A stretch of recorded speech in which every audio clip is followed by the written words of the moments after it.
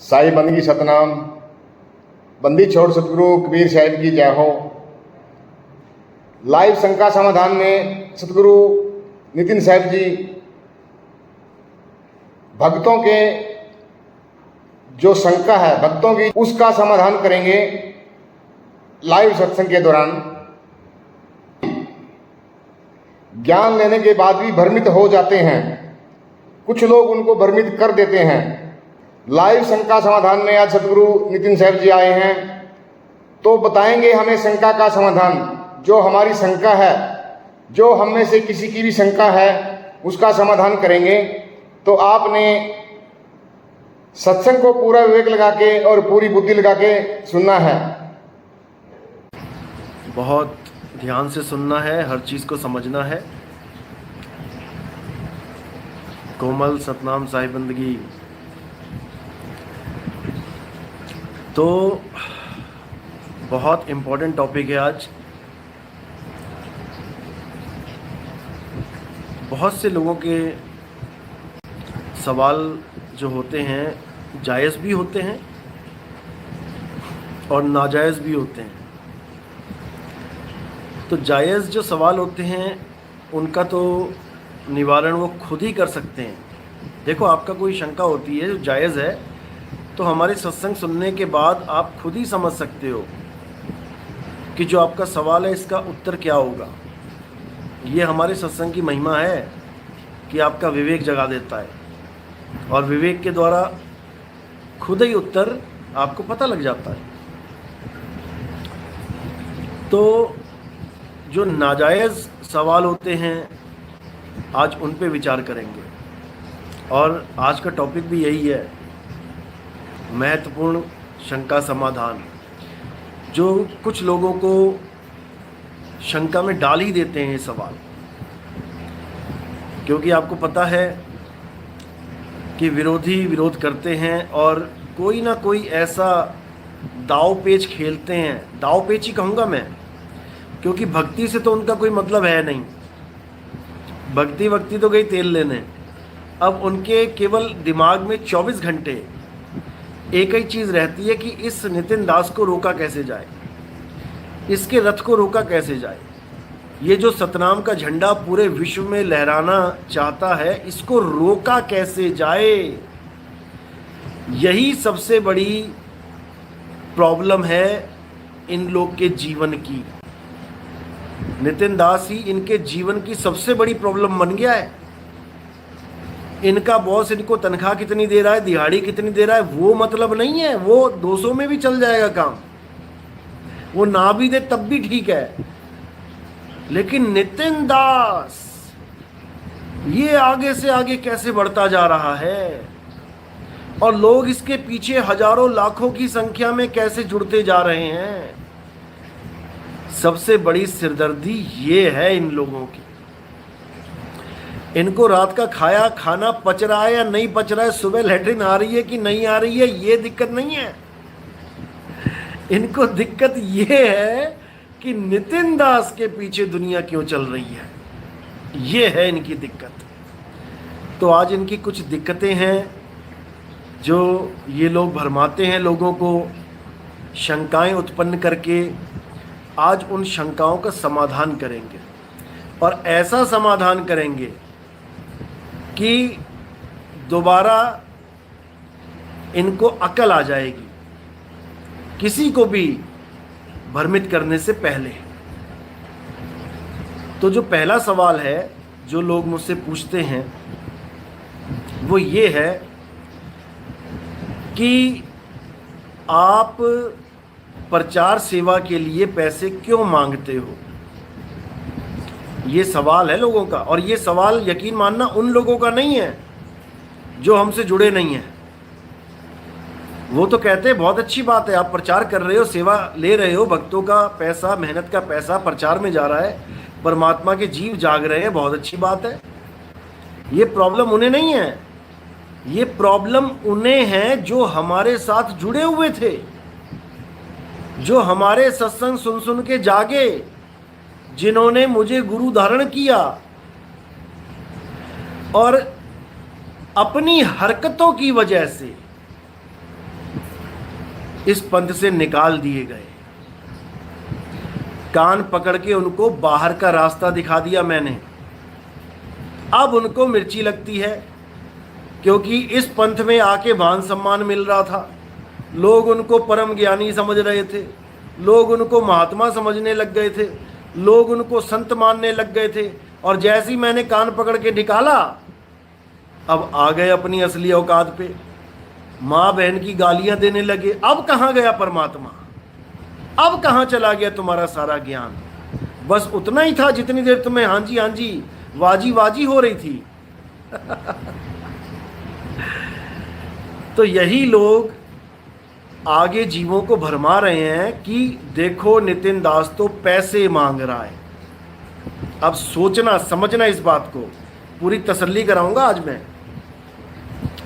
पहली बात तो ये है, अगर कोई संत अपने लिए पैसे मांगता है कि भाई मुझे पैसे दे दो, मैंने मकान बनाना है, मुझे पैसे दे दो, मैंने आश्रम बनाना है, मुझे पैसे दे दो, मैंने अपने खाने पीने का इंतज़ाम करना है, अपनी एफडी में पैसा जमा करवाना है, मैंने अपना बुढ़ापा सेव करवाना है, अगर ऐसा कोई करता है तो उसको कभी पैसे मत दो। क्योंकि ये ट्रेंड बना हुआ है आज के ज़माने में। पहले परमात्मा परमात्मा, भगवान भगवान, हरे कृष्णा करके तुम्हें बुलाएंगे, और जब तुम हजारों की भीड़ में इकट्ठे हो जाओगे तब तुमसे पैसे लेके अपने बुढ़ापे का इंतजाम कर लेंगे। कोई 2, 4, 5, 10 करोड़ का मंदिर बना लेगा, सुपर एसी लगा के, सेंट्रलाइज्ड एसी लगा के, हर कमरे में एसी, लैट्रिन बाथरूम में एसी। महाराज को लैट्रिन बाथरूम भी बिना एसी के नहीं उतरेगा। ये सब पाखंडवाद है। नितिन दास ने ना तो कभी इसकी सहमति दी है और ना ही कभी देगा। आज आप देख लो, कोई भी संत है यूट्यूब पे, 2, 4, 5 महीने होते हैं, 200, 400, 500 बंदा जुड़ता है और डिमांड रख देते हैं कि हमारा आश्रम बन रहा है, पैसा दो, दान दो, चंदा दो। क्या बात है भाई? आज तक बिना छत के घूम रहा था क्या? आज तक जहां पे रह रहा था वो छोटी पड़ गई जगह है तेरे रहने के लिए। अब तुझे भव्य आश्रम चाहिए रहने के लिए। कोई भी लगा लो, वो कनफुक्का लगा लो जो एमपी में अपने गुरु से ही द्रोह करके, अपने गुरु को ही झूठा बोल के, अब वो कनफुक्का गुरु बना बैठा है, और अब वो कह रहा है मेरे आश्रम बन रहा है, मुझे पैसे दो। दिल्ली वाले को लगा लो, टोपी वाले को, आज तक झुंगी झोपड़ी में बैठा रहा, बुढ़ापा आ गया, मरने वाली हालत हो गई। दया बस्ती वाला अब देखा कि 2, 4, 500 लोग जुड़ गए हैं, अब जेबें खाली करो इनकी। अब मांग रहा है 10-10, 20-20 हज़ार रुपया, दान चंदा दो, आश्रम बनाएंगे। क्यों बनाएंगे भाई? अरे तेरा तो जाने का समय आ गया ना, दुनिया के हिसाब से बुढ़ापा आ गया, अभी भी तेरी सूरत फंसी है आश्रमों में। इसीलिए मैं कहता हूं, आश्रमवाद के नितिन दास इसीलिए खिलाफ है, क्योंकि ये कहते कुछ हैं, करते कुछ हैं। अच्छी तरह समझ लो। लेकिन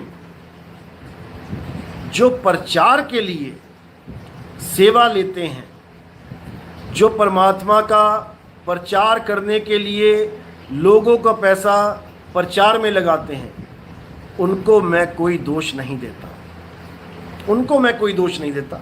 बाबा नानक ने प्रचार किया, कन्याकुमारी से अरब देश तक गए, तो क्या वो अपने ही पैसों से गए? आप जाके देख लो पैदल कितना पैसा लगता है खाने का, पीने का, और पैदल चलते चलते क्या वो रोजगार भी कर रहे थे? ऐसा नहीं होता। जितनी जगह बाबा नानक रुकते थे, भोजन भी उनके घर करते थे, और सेवादान जो मिलता था उसको आगे प्रचार में लगाते थे। एक जगह आपने देखा होगा, एक भगत ने बाबा नानक को बुलाया अपने घर खाना खाने के लिए, अमीर आदमी था, और उसी दिन एक गरीब आदमी ने बुला लिया कि हमारे घर भोजन करो। तो कहते हैं बाबा नानक ने गरीब के घर जाके भोजन किया। क्यों? क्योंकि जब अमीर और गरीब दोनों के घर से रोटी मंगाई गई और रोटी को दोनों हाथों में जब निचोड़ दिया, ये सांकेतिक ज्ञान है, तो अमीर की रोटी में से खून निकला और गरीब की रोटी में से दूध निकला। तो उन्होंने गरीब के घर जाके भोजन किया। अब जो लोग कहते हैं कि संत तो किसी के यहाँ भोजन भी नहीं करते, तो बाबा नानक ने क्यों किया? फिर तो कर्जदार वो भी हो गए। संत भी लोगों के घर खाना खा रहे हैं तो कर्जा कौन देगा? जब एक एक दाने का हिसाब होगा तो संत ने तो फ्री में खाना खा लिया, बल्कि सेवा भी ले ली उनसे। अपने घर में कोई संत आता है तो बिना सेवा के तो कोई जाने नहीं देता, फिर तो वो भी एक तरह से कर्जदार हो गया उन लोगों का। ऐसा नहीं होता।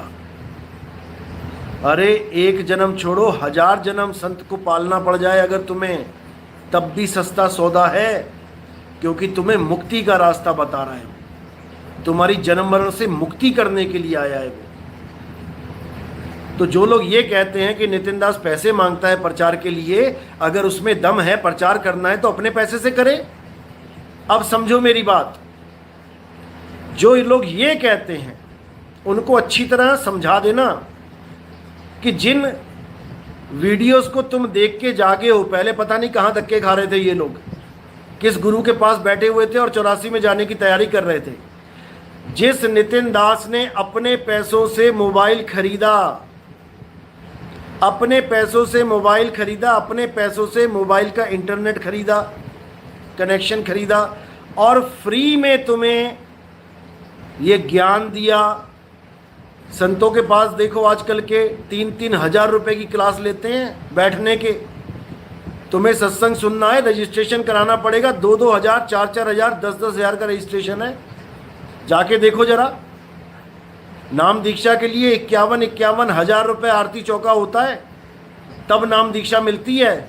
लेके देखो जरा, तुम्हें फ्री में सारा ज्ञान दिया अपने पैसों से मोबाइल खरीद के, तब तो तुमने नहीं बोला कि कोई मेरे लिए इतने 1000 रुपए का मोबाइल खरीद के सत्संग कर रहा है, इंटरनेट खरीद के अपलोड कर रहा है, और वो ज्ञान मुझ तक पहुंच रहा है, मुझे परमात्मा का ज्ञान फ्री में मिल रहा है,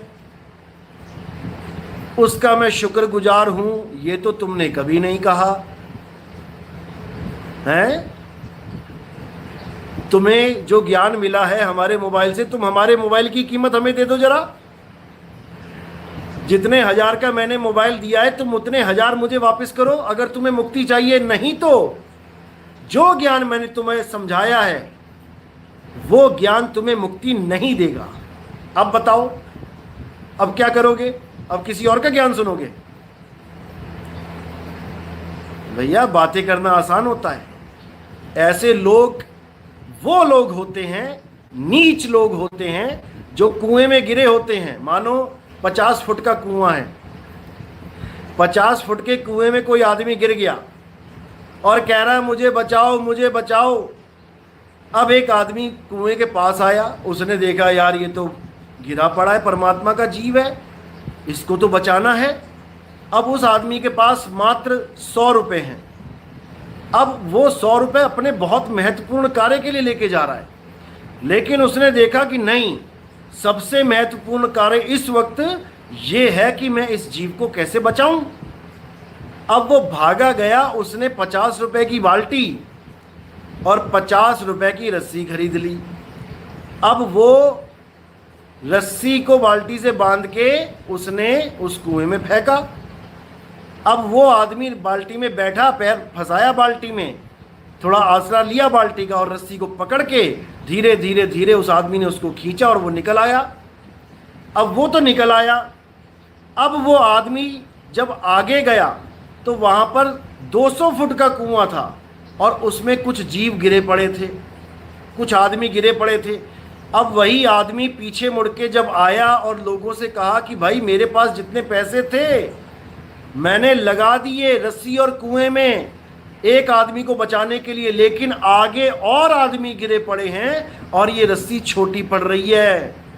मुझे अब थोड़ा दान दो ताकि मैं और रस्सी खरीदूं, और लंबी रस्सी खरीद के मैं उन लोगों को निकालूं। अब वहां पर वो आदमी क्या बोल रहा है जिसको 50 फुट के कुएं से निकाला? कहता अरे ये तो धूर्त है, ये तो पैसे मांगता है, ये तो पैसा मांग रहा है। अरे हिम्मत है तो अपनी रस्सी खुद खरीद के उनको निकाल के दिखाए। ये है उन लोगों का हाल। ऐसे लोगों को परमात्मा इतने गहरे कुएं में फेंकेगा कि बेटा रस्सी भी नहीं खरीद पाएगा कोई, उतनी लंबी रस्सी भी नहीं खरीद पाएगा कोई जहां से तुझे निकाला जाए, क्योंकि तूने परमात्मा के जीवों की मुक्ति में बाधा उत्पन्न करने की कोशिश की है। तुझे तो ज्ञान समझ में आ गया, तू तो चौधरी बन गया, लेकिन जो बाकी बैठे हैं जिन तक ये ज्ञान नहीं पहुंच पा रहा है, उनका क्या? बेशरम आदमी शर्म कर ले। तो ऐसे ही बहुत से बेशरम इस पंथ में घुसे हुए हैं और बिना नाम लिए उन बेशर्मों की हालत खराब कर दूंगा। याद रखना इस बात को। जैसे तू इंपॉर्टेंट है तेरे घर वालों के लिए, वैसे ही हर जीव इंपॉर्टेंट है उस परमात्मा के लिए। उस परमात्मा के लिए एक एक जीव इंपॉर्टेंट है, और उस तक ज्ञान पहुंचाने के लिए लाख क्या 10 करोड़ रुपए भी लगाने पड़ जाएं तो नितिन दास लगाएगा, लोगों से मांगेगा। मुझे किसी बात की शर्म नहीं है, याद रखना इस बात को।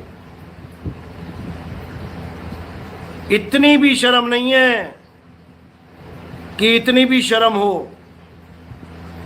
और आगे तो मैं ये सोच के बैठा हूं कि जितने भी सत्संग करूंगा, जहां जहां भी सत्संग होंगे, जो भी सत्संग करवाएगा वो सेवा देगा, टीवी में प्रचार के लिए सेवा देगा, पर्चे छपवाने के लिए सेवा देगा, बैनर लगवाने के लिए सेवा देगा।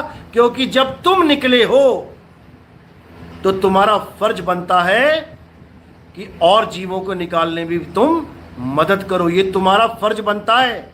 लाखों रुपए कमा के यहीं छोड़ जाओगे और वही पैसे तुम्हारे रिश्तेदार आके बांट लेंगे, जिनको तुम देखना भी पसंद नहीं करते। क्या तब लेखे लगेगी तुम्हारी कमाई? क्या तब लेखे लगेगी तुम्हारी कमाई? अरे परमात्मा के बच्चों को इस भवसागर से निकालने में जितना सहयोग कर पाओ उतना कम है। इसी को कहते हैं सतगुरु की सेवा। पैर दबाने को नहीं कहते कि तुम पैर दबा रहे हो किसी आश्रम के महंत के और तुम कहो मैं तो सतगुरु की सेवा कर रहा हूं, कि तुम तेल मालिश कर रहे हो और कह रहे हो मैं तो सतगुरु की सेवा कर रहा हूं।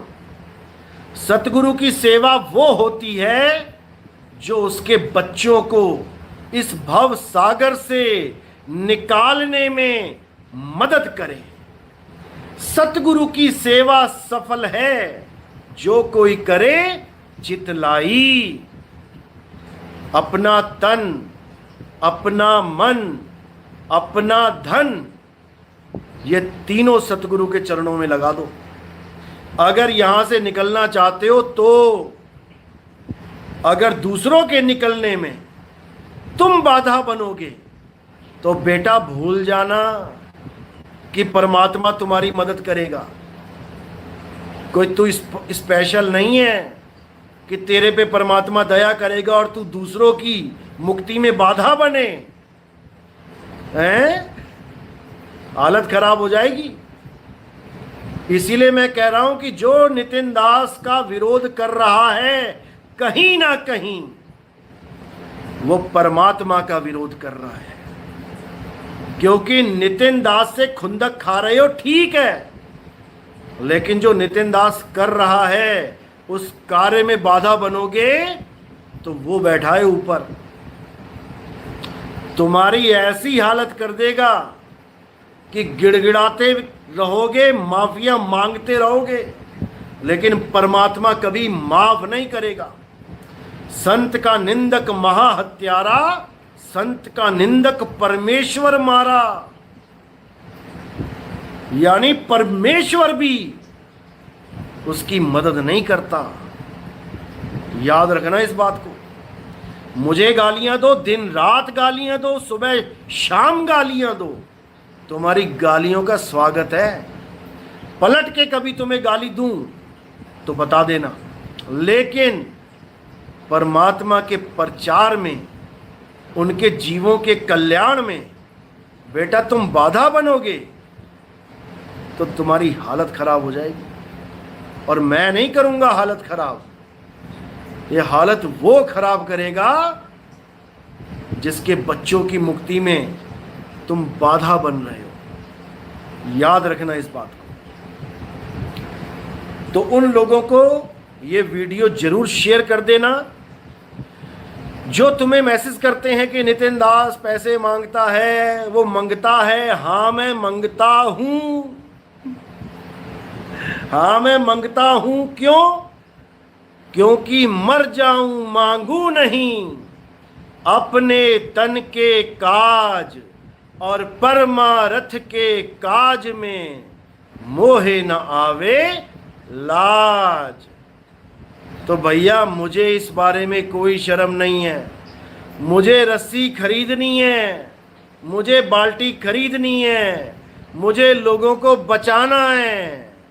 अगर तुम्हें पसंद नहीं आ रहा मेरा कार्य तो आंख बंद कर लो, कान बंद कर लो और शांति से बैठ जाओ।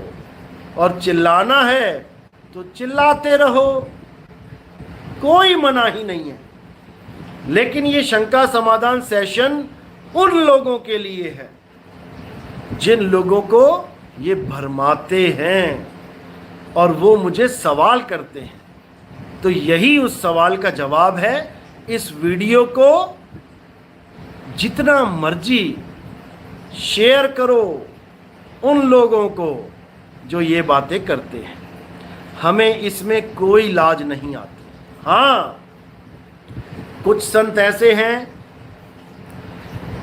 जो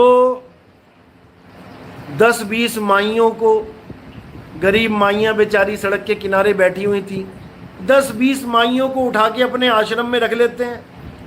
अब उनकी वीडियो बना बना के कि देखो गरीब माई है, हमने रख ली है, इनके खाने का इंतजाम करना है।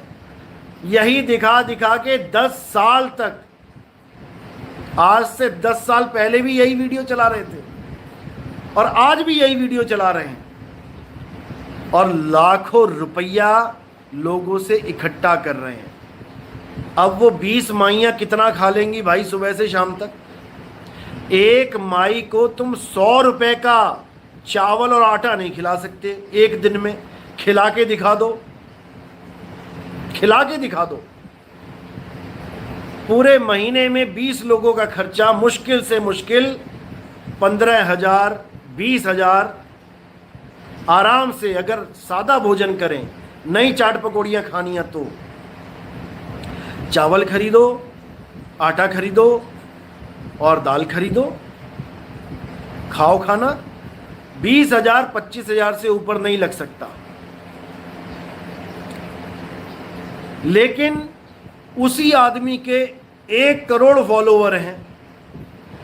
अब 1 करोड़ में से कम 50 लाख लोग उस वीडियो को देख रहे हैं और अपनी अपनी श्रद्धा के अनुसार कोई 5,000 दे रहा है, कोई 10,000 दे रहा है, कोई 20,000, कोई 1 लाख रुपए दे रहा है। तो 50 लाख लोगों के हिसाब से कितना पैसा इकट्ठा हो गया केवल 20 माइयों को दिखा दिखा के? सोच के देखो। अब ये पैसा कहां जा रहा है? ये ऐशो आराम में जा रहा है, ये ऐशो आराम में जा रहा है। इस चीज को नितिन दास अलाउड नहीं करता, बिल्कुल अलाउ नहीं करता।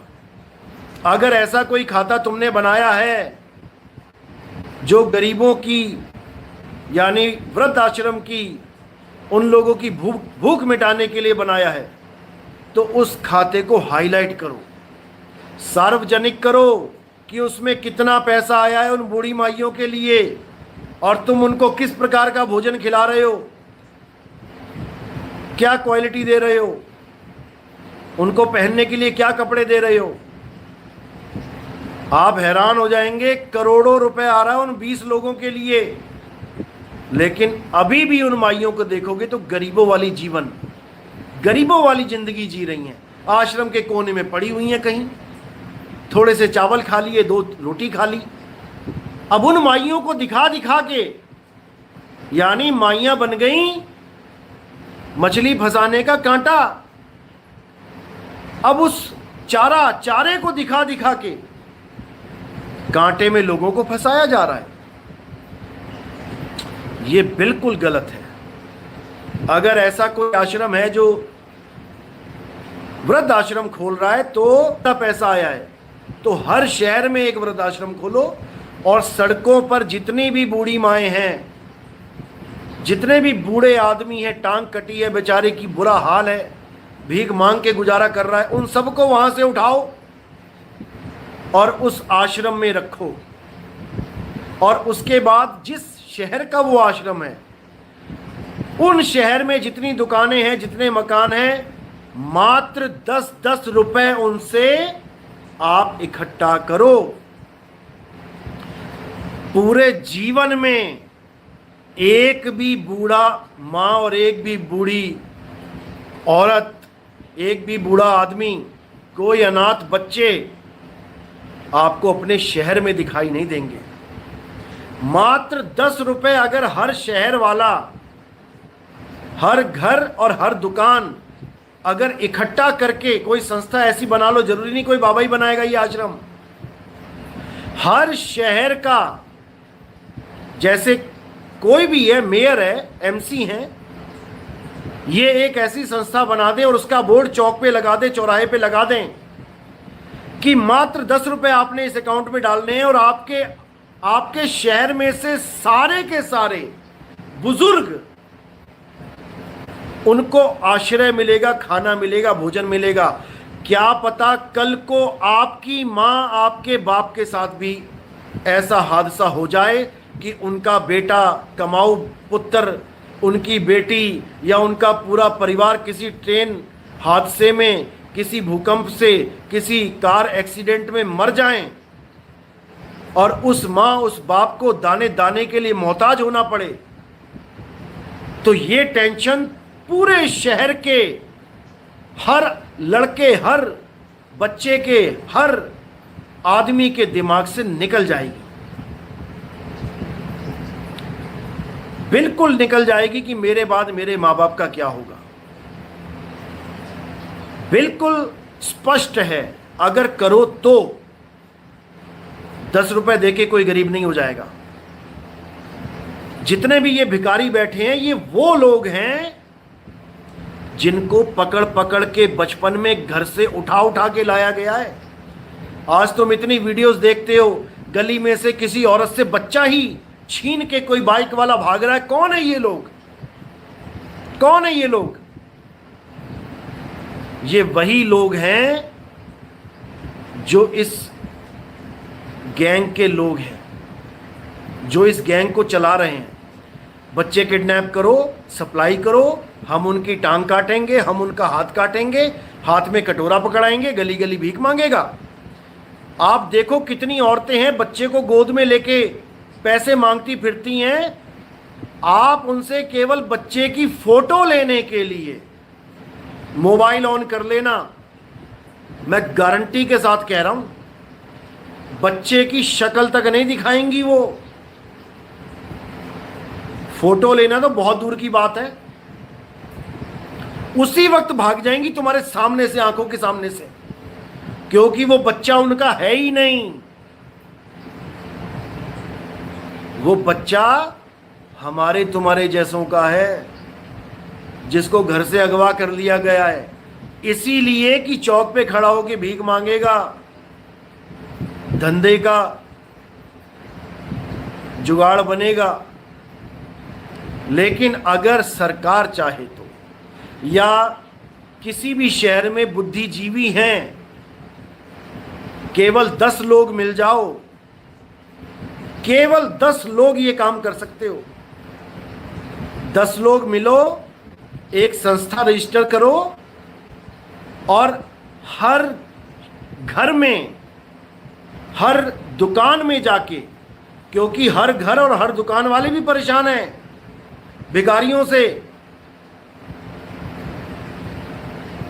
केवल 10-10 रुपए लेके आप हर बुजुर्ग माता पिता का और हर बच्चे का जो भीख मांग रहा है, इनको आप ऐसी जगह में रखो जहां शिक्षा भी दो, टीचर हायर करो, जिस आश्रम में बना के रखोगे, जमीन लो, कोई जरूरी नहीं कि बढ़िया मकान चाहिए, तंबू में रखो इनको, टेंट में रखो, खाना दो, पीना दो, और वहीं पर शिक्षा का सारा इंतजाम करो। हर शहर में से ये गायब हो जाएंगे। और याद रखना, जब तुम ये काम करोगे तो ये धंधा चलाने वाले भी अगर पकड़ के लाएंगे, बच्चे रोड पे रखेंगे, तुम फिर उठा के ले जाओगे उनको, वो फिर नए रोड पे रखेंगे, तुम फिर उठा के ले जाओगे। तो याद रखना, ये धंधा ही खत्म हो जाएगा एक दिन। तो अगर करना है तो ये करके दिखाओ, ना कि 10 माइयां रख ली आश्रम पे, उनकी वीडियो बना बना के माइयों को गोदी में घुमा घुमा के कि मेरी माँ है, इसको खाना खिलाना है, पैसा दो। हैं? इतने पाठ करते हो, इतने गीता भागवत के पाठ करते हो, लाखों रुपए चढ़ता है, उससे माई का पेट नहीं भर रहा। जो तुम अकाउंट नंबर देते फिर रहे हो कि मां को भोजन कराना है, शर्म कर लो। तो ये इंसान की फितरत है, अपना काम बनता और भाड़ में जाए जनता। ये इन लोगों का हाल है। इनको पूछो तुम्हें कहां से ज्ञान प्राप्त हुआ? जिससे तुम्हें ज्ञान प्राप्त हुआ तुम उसी का विरोध कर रहे हो। वाह भाई वाह। जिसको तुम आज तक ये कहते नहीं थक रहे थे कि ये ज्ञान पूरे विश्व को हिला देगा, आज वो ज्ञान अज्ञान हो गया। इतने साल से हमारे आश्रम में जो झगड़ा चल रहा है मेरे साथ लोगों का, तब मैं बुरा नहीं था। इतने साल मेरे साथ जुड़े रहे, सब कुछ जानते हुए भी तब मैं बुरा नहीं था। आज तुम्हें कान पकड़ के निकाल दिया तुम्हारी गलत हरकतों की वजह से, तो आज नितिन दास बुरा बन गया। आज तक कोई दिक्कत नहीं थी कि नितिन दास ने क्या बोला, किसको बोला, आश्रम में क्या हुआ, आज तक कोई दिक्कत नहीं थी। और आज तुम्हें कान से पकड़ के बाहर निकाला, तो आज नितिन दास बुरा बन गया। वाह भाई वाह। इसीलिए मैंने कहा था कि 2023, ये कब कहा था मैंने, याद है? ये 2018 में ही शुरू किया था मैंने। 2019 में बिल्कुल क्लियर कर दिया था कि 2023 में बहुत से लोगों का जो हमारे पंथ में घुस गए हैं, इन सब का पर्दाफाश हो जाएगा। ये सब निकाले जाएंगे। ये कोई आज की बात नहीं है। और ये परमात्मा ने बुलवाया था, और जो वो बुलवा रहा है वो सत्य साबित भी कर रहा है। एक बात याद रखो, मेरे खिलाफ कोई भी ऑडियो, कोई भी वीडियो आती है, अच्छी तरह समझ लो इस बात को। उसका कारण क्या है? कौन लोग हैं ये जो मेरे खिलाफ बोलते हैं? आप इनसे फोन करके पूछोगे तो ये वही लोग हैं जो हमारे सत्संग सुन सुन के जागे हैं। लेकिन कुछ ऐसी चाह है इनकी, ऐसी कामनाएं थी इनकी जो यहां पूरी नहीं हो पाई। चाहे कोई लेडीज मुझे गालियां निकाल रही है और चाहे कोई जेंट्स निकाल रहा है, पहले तो ये समझ लो परमात्मा की इतनी कृपा है कि परमात्मा अपने आप ही ऐसे लोगों को मेरे जीवन से निकाल देता है बिना कुछ मुझसे बुलवाए। मैं कुछ बोलता नहीं हूं इन लोगों को, मैं तो कभी नाम भी नहीं लिया इन लोगों का, मैं तो कभी नाम भी नहीं लेता इन लोगों का। हाँ, कोई पर्सनल फोन पे बात करे तो भले कभी मुंह से नाम निकल जाए, नहीं तो आज तक मैंने लाइव सेशन में या किसी सत्संग में ऐसे लोगों का नाम नहीं लिया, क्योंकि परमात्मा ने खुद ही दूध में से मक्खी बाहर कर दी, तो मैं क्यों नाम लूं? परमात्मा खुद ही सारे काम कर रहा है, तो मैं क्यों नाम लूं?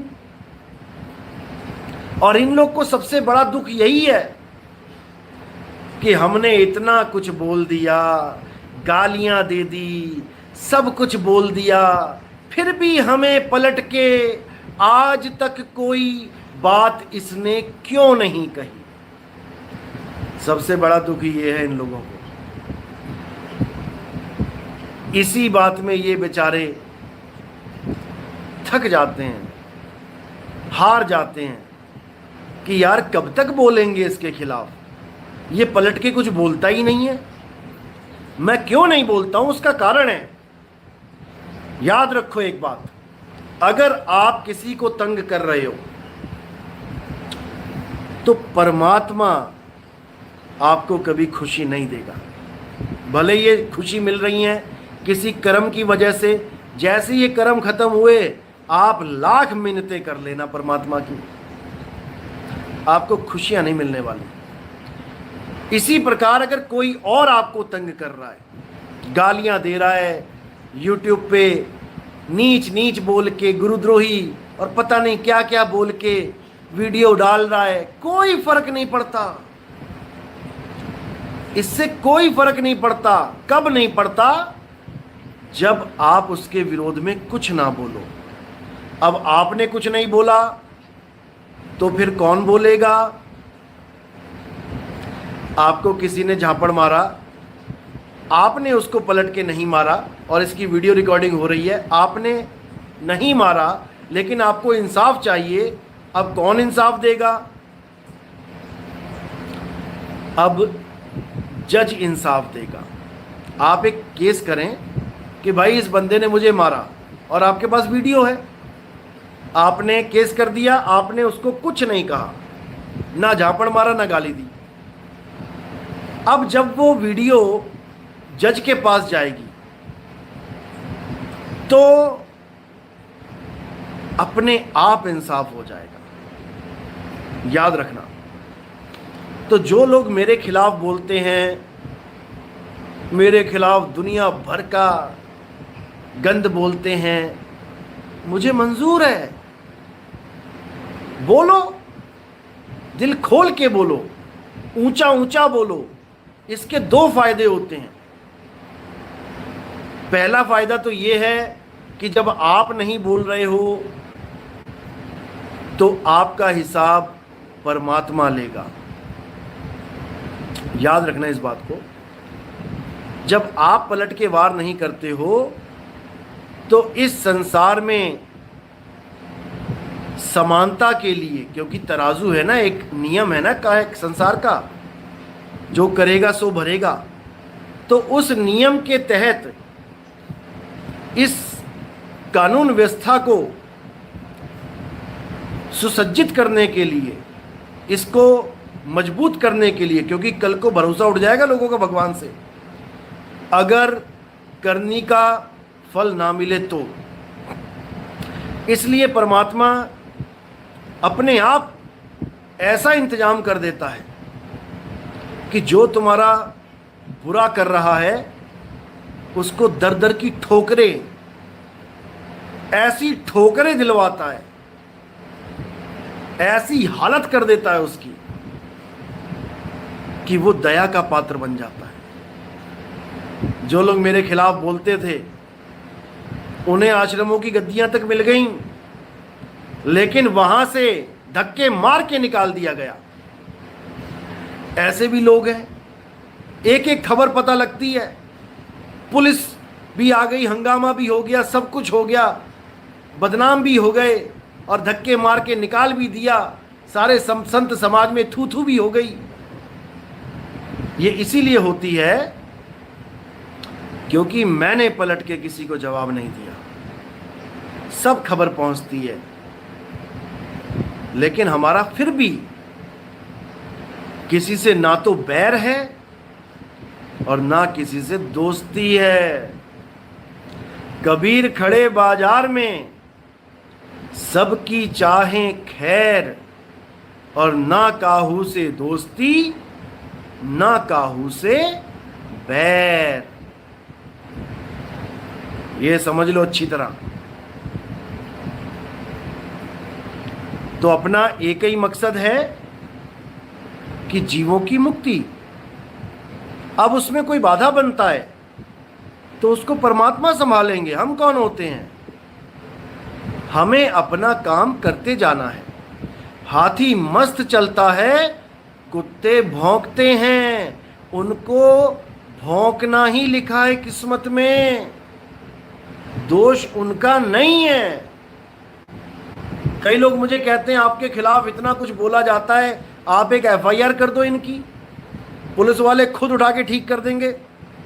अरे भैया हम क्यों करें एफआईआर? वो मेरे कपड़े धो रहा है, रिन साबुन से धो रहा है, सर्फ एक्सेल भी डाल दे रहा है बीच में, तभी तो ये कितने सफेद सफेद कपड़े हैं। अब इसमें 3600 दाग लगे हों तो अच्छे लगेंगे क्या? तो ऐसे लोगों को मैं नफरत नहीं करता। बस कोई परमात्मा के प्रचार में बाधक ना बने। कोई उल्टा पुल्टा ज्ञान लेके आ रहा है और किसी को भरमा रहा है, ये तो नितिन दास से भी आगे का ज्ञान है। और जब मैं पूछ रहा हूं कि क्या ज्ञान है, हमें बता दे भाई, हम भी आगे बढ़ जाएं, तो कह रहा है नहीं आपको नहीं बताएंगे। अच्छा, हमसे तो पूछ लिया था, हमसे तो पूछ लिया था, हमें बताने में क्या दिक्कत है? अरे भाई अगर तुम्हारा ज्ञान सत्य है तो मुझे बताओ, चाहे किसी को बताओ। तुम्हें डर नहीं होना चाहिए, लेकिन अगर तुम्हें डर हो रहा है तो मेरे भाई तुम गलत ट्रैक पे हो, तुम गलत रास्ते पे चले गए हो। और अगर तुम गलत रास्ते पे चले गए हो तब भी कोई बात नहीं है, आज गए हो कल को वापस आ जाना। लेकिन अगर तुम लोगों को गलत रास्ते पे चलने के लिए भरमाओगे, फिर तो भाई नितिन दास सामने खड़ा है, फिर तुम्हारी दाल नहीं गलेगी, तुम्हें दिक्कत आएगी, ये तो आनी ही है। तो इसलिए या तो सुधर जाओ या फिर वो ऊपर बैठा है सुधारने वाला, वो खुद ही सुधार देगा। और भूल जाओ कि तुम सतनाम का झंडा पूरे संसार में लहराने से रोक लोगे। तुम्हें इस गलतफहमी से निकाल देना चाहता हूं मैं, क्योंकि ये लक्ष्य मेरा नहीं, ये लक्ष्य किसी और का है। और जिसका वो लक्ष्य है, अगर उसने तुम्हारे ऊपर आंख टेढ़ी कर ली तो तुम्हें दोजक में भी जगह नहीं मिलने की। अभी नहीं समझ में आ रहा, क्यों? हट्टे कट्टे हो, सारे अंग ठीक हैं, लीवर किडनी ठीक है, फेफड़े सही से फूल और पिचक रहे हैं, सांस बढ़िया से आ रही है, जा रही है, आंखें बढ़िया से देख रही हैं। और जिस दिन उसने थोड़ा सा नट ढीला कर दिया, बेटा घुटनों पे आ जाओगे, अरदासें करते फिरोगे, मंदिरों में धक्के खाते फिरोगे, बाबाओं के पास अर्जियां लगाते फिरोगे, लेकिन वो परमात्मा ऐसा नट करेगा कि तुम्हारी हालत खराब हो जाएगी। इसलिए जीवों के कल्याण में बाधा मत बनो तो ही अच्छा है। बात इतनी सी है, अगर समझ में आ गई तो वेल एंड गुड, अगर समझ में नहीं आई तो वक्त आने दो, वो परमपिता परमात्मा बड़ों बड़ों को समझा देता है, तुम्हारी तो औकात ही क्या है। तो आपको फिर यही कहना चाहूँगा, कोई भी आपको ऐसी बात करता है कि नितिन दास क्यों दान चंदा लेता है, तो उसको समझाएं कि भाई नितिन दास की पुश्तैनी प्रॉपर्टी 10 करोड़ रुपए की है, आज प्लॉट बना के बेचूं तो 10 करोड़ कहीं नहीं गए, लेकिन सब छोड़ के बैठा हूं। मुझे क्या आराम पसंद नहीं है? मैं भी चाहता हूं कि आराम से सोऊं, एसी में सोऊं मजे से। 2020 से लगातार ट्रैवलिंग चल रही है, लगातार बिना रुके। तुम एक प्रदेश से दूसरे प्रदेश में 12 घंटे का सफर करके जाते हो तो 5 घंटे तो तुम्हें चक्कर आता है। ट्रेन चलती है, तुम 1 महीना लगातार ट्रेन में बैठ के दिखा दो, तुम्हें लगेगा मैं मंगल ग्रह पे आ गया हूं। धरती खड़ी नहीं होगी तुम्हारे पैरों के नीचे, तुम्हें लगेगा मैं आसमान में उड़ रहा हूं। नहीं यकीन है तो 10 दिन ट्रेन में, 10 दिन बस में सफर करके देख लो लगातार, तुम्हें पता लग जाएगा। 12-12 घंटे तुम ड्राइविंग करके देख लो, 2-2 महीना दिन रात जाग के, तुम्हारी आंखें ऐसी टिमटिमाएंगी गाड़ी चलाते चलाते तुम सपन लोक में पहुंच जाओगे। लेकिन 2020 से लगातार नितिन दास ये सब कुछ झेल रहा है, कर रहा है। क्यों? क्योंकि इसके पीछे किसी और की ताकत है, और जिसकी ताकत है उसको बेटा तुम अभी समझ नहीं रहे हो। जिस दिन तुम उसको समझ जाओगे ना, उस दिन तुम घुटनों पे आके माफिया मांगोगे। मुझसे नहीं, उस परमात्मा से। मुझे तो माफ़ करने और गुस्सा होने की अथॉरिटी भी नहीं है। कई लोग मुझे गालियां दे के फिर माफ़ी मांगते हैं, गुरुजी मुझे माफ़ कर दो। मैं फिर भी यही कहता हूं, मैं कौन होता हूं माफ़ करने वाला भाई? तेरी गाली मुझे आज तक लगी नहीं, जो पत्थर मुझे लगा नहीं, जिसकी चोट मुझे लगी नहीं, अब मैं उसकी माफ़ी क्या दूं? माफ़ी मांगनी है तो दोनों घुटनों पे बैठ के, दोनों हाथ जोड़ के, अपनी आंखें बंद करके उस परमात्मा से माफ़ी मांगो जिसके तुम गुनहगार हो, जिसके तुम गुनहगार बन चुके हो। उससे माफ़ी मांगो। अगर वो माफ़ कर दे तो भैया मैंने भी माफ़ी किया हुआ है, क्योंकि मेरी माफ़ी की कोई हैसियत है ही नहीं। संत वो होता है जो मान और अपमान से, लाभ और हानि से ऊपर उठ जाता है। संत वो नहीं होता जिससे तुम 1000 बार माफिया मांगो और वो कहे मैं माफ़ नहीं कर सकता तुझे, मेरे दिल को बहुत पीड़ा हुई है, तूने बहुत बड़ा पाप किया है मेरे दिल को दुखा के। अरे अगर तुम्हारा दिल ही दुख गया तो तुम काहे के संत हो? जिस संत का दिल दुनिया ही दुखा दे वो काहे का संत है? जो मान और अपमान में उलझा पड़ा है वो काहे का संत है? मैं तो नहीं मानता। लेकिन ऐसे भी संत हैं जिससे हम ही ने माफियां मांगी हैं और वो कह रहे हैं कि माफी योग्य नहीं है। अरे भाई, संतों से बड़ा दयाल कोई नहीं होता। संत ये बात नहीं बोलते।